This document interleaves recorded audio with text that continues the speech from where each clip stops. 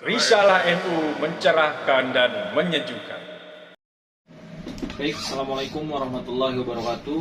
Kembali lagi bersama kami di Risalah NU Channel di edisi 150 di bulan Februari di tahun 2024. Kali ini majalah Risalah NU membahas NU mengawal kemenangan Indonesia. Kira-kira Bang, apa yang menarik dari edisi kali ini yang untuk dibahas terkait dengan NU mengawal kemenangan Indonesia? Baik, terima kasih sebelumnya sahabat Fauzi. Nah, pada sore hari ini kita berkesempatan untuk mengulas majalah Risalah NU edisi 150 edisi Februari tahun 2024. Nah, apa sih yang menarik untuk diulas di edisi kali ini? Menurut saya yang pertama kali penting untuk kita soroti adalah bagaimana majalah Risalah NU mengangkat tema NU mengawal kemenangan Indonesia sebagai judul besar di majalah Risalah edisi kali ini. Kenapa majalah Risalah NU mengangkat tema ini sebagai judul besar? Karena sebagaimana kita tahu, tepat pada momentum perayaan Harlah 101 NU di Yogyakarta kemarin, kita semua telah mendengar apa yang disampaikan oleh Gusmus pada waktu itu, tepat pada pelaksanaan konferensi besar ya di pesantren Al-Munawwir Krapia. Kita semua tahu bahwa Gusmus berpesan pada waktu itu bahwa tugas NU adalah yang pertama memperbaiki kinerja, dan yang kedua adalah memenangkan Indonesia. Nah, berangkat dari apa yang dipesankan Gusmus khususnya untuk kita seluruh keluarga besar Nahdliyin, maka majalah Risalah NU berinisiatif untuk mengangkat pesan beliau tersebut untuk menjadi tema besar kita pada edisi kali ini. Nah, selain itu, hal yang menarik untuk diulas di edisi 150 kali ini menurut saya adalah ketika kita masuk ke rubrik nasional ya. Ini bahkan tidak hanya rubrik nasional, ini sudah cakupannya internasional. Kenapa gitu? Karena kita patut bersyukur di tahun 2024 ini, khususnya di tepat usia NU 101 tahun, NU meraih penghargaan kemanusiaan Zayed Award pada tahun 2024. Nah, NU menerima penghargaan tahunan sebagai bentuk pengakuan dunia internasional atas upaya organisasi dalam hal memberi contoh aksi kemanusiaan dan aksi mendamaikan dunia. Nah, untuk sama-sama kita ketahui, apa sih Zayed Award for Human Fraternity itu?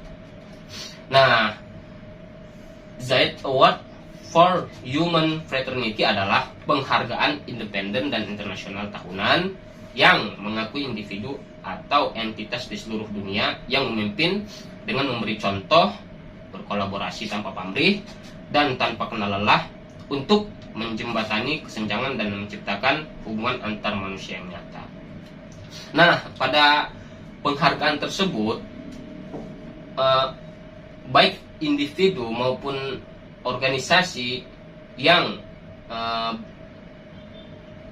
berkesempatan sebagai penerima penghargaan tersebut tentunya menerima hadiah sebesar $1 juta yang diberikan oleh Komite Tinggi Persaudaraan Manusia. Nah, selain NU, ada ormas lain yang turut mendapatkan penghargaan ini. Nah, salah satunya adalah Muhammadiyah. Kita sama-sama tahu bahwa NU dan Muhammadiyah ini adalah salah satu organisasi keagamaan yang tertua dan bisa kita katakan juga telah memiliki pengaruh yang mengakar di masyarakat. Kita tahu bahwa kelahiran Muhammadiyah tentu lebih dulu daripada NU. Setelah itu baru NU. Nah, artinya bahwa kedua organisasi besar ini telah melakukan kerja-kerja kemanusiaan telah lebih dulu dibandingkan organisasi-organisasi yang lain seperti itu. Adapun selain dua organisasi besar ini yang turut mendapatkan penghargaan kemanusiaan Zayed Award 2024 ini, salah satunya adalah Profesor Sir Magdi Yaakob dan Sister Nelly Leon Korea sebagai pemenang penghargaan tersebut. Nah, penghargaan tersebut diumumkan tepat pada Jumat 2 Februari 2024 yang lalu di Abu Dhabi, Uni Emirat Arab. Nah, dari NU diwakili oleh salah satunya ada Ketua PBNU Kiai Haji Ulil Absar Abdallah, serta pada waktu itu didampingi juga oleh Wasekjen PBNU Ahmad Ginanjar Syahban, serta dari organisasi Muhammadiyah pada waktu itu diwakili oleh Syafiq Mughni. Seperti itu. Nah, kenapa NU dan Muhammadiyah ini layak kita katakan untuk mendapatkan penghargaan kemanusiaan ini? Karena salah satunya dua organisasi tertua di Indonesia ini dan terbesar ya, kita katakan seperti NU yang memiliki hampir 180 juta ya, hampir 190 juta anggota ini. NU maupun Muhammadiyah diakui karena upaya kemanusiaan dan perdamaian yang tak terhingga. Kerja-kerja tersebut telah mereka buktikan melalui salah satunya lembaga pendidikan, rumah sakit, serta program-program kerja untuk pengentasan kemiskinan di akar rumput. Seperti itu. Nah, kalau kita masuk ke laporan utama ya, yang menarik kita ulas di majalah Risalah edisi kali ini, salah satunya adalah tepat ketika kita menyaksikannya. Kru Risalah alhamdulillah berkesempatan ya untuk menyaksikan wajah baru NU, tepatnya di awal abad kedua NU. Seperti itu. Nah, pada waktu itu di perayaan Harlah 101 NU kemarin telah diselenggarakan ya sebelum memasuki acara puncak perayaan Harlah 101 itu, NU telah lebih dulu menyelenggarakan berbagai rangkaian kegiatan hingga pada akhirnya memasuki acara puncak tepat di tanggal 31 Januari itu yang dihadiri langsung oleh Presiden Joko Widodo. Nah, yang menarik adalah salah satu dari rangkaian kegiatan tersebut adalah dimulai sejak tanggal 28 Januari 2024. Pada waktu itu salah satu rangkaian kegiatan diawali dengan pembacaan istighosah yang diselenggarakan di Pondok Pesantren Sunan Pandanaran. Nah, berlanjut di hari keduanya tepat pada tanggal 29 Januari 2024 diselenggarakannya Konbes atau Konferensi Besar NU di Pondok Pesantren Al-Munawwir Krapyak, Yogyakarta.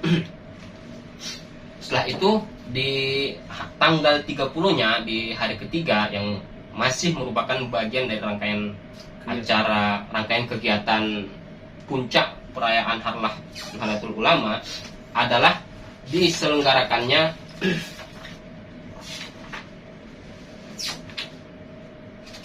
Konbes.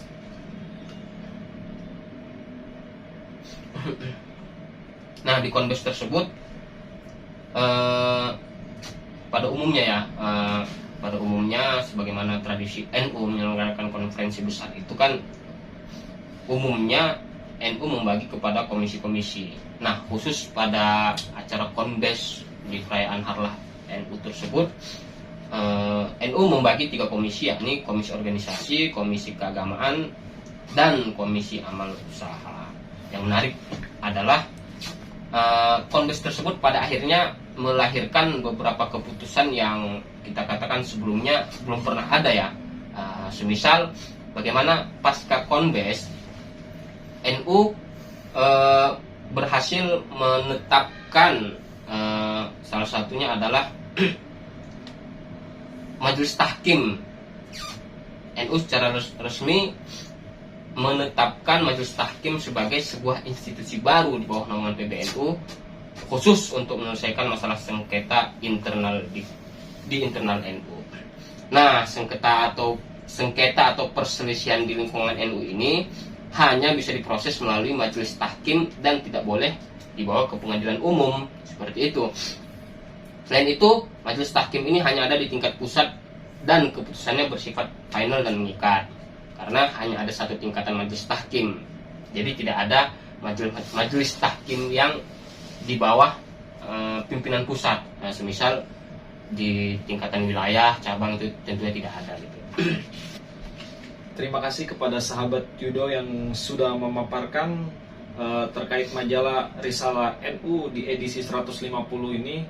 Bagi para pemirsa yang ingin memesan ataupun berlangganan majalah Risalah NU, bisa hubungi nomor di bawah ini. Terima kasih.